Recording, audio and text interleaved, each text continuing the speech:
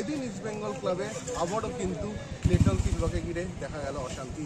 এদিন বার পুজোর পর ইস্ট বেঙ্গল ক্লাবে ক্লেটন সিলভা প্র্যাকটিস করছিলেন সাইড লাইনে। সেখানে সিটিও চিফ টেকনিক্যাল অফিসার যিনি ইস্ট বেঙ্গল ক্লাবের অময় ঘোষালের সঙ্গে তার উত্তপ্ত বাক্য বিনিময় হয়।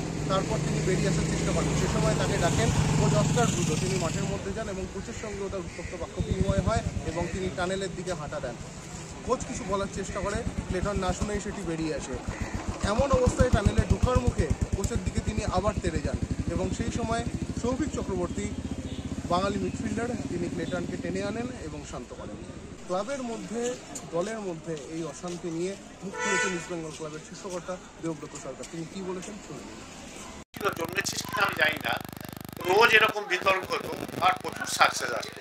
এটা মনে হয় প্রথম পদক্ষেপ। এই সমস্যা তোরা দেখছিস, এরকম চ্যালেঞ্জ থাকবে কোচের সাথে প্লেয়ারের, এটাই বাঙাল বাচ্চাদের সৃষ্টি।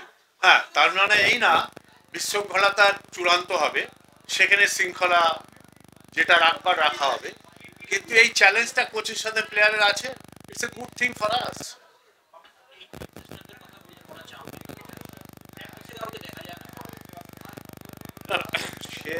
সেটা তো অন্য প্রশ্ন। প্র্যাকটিসে আজকের দিনে প্র্যাকটিসে দেখা যায় কি যায় না, এই প্রশ্ন নিয়ে এখন বিতর্ক করে লাভ আছে?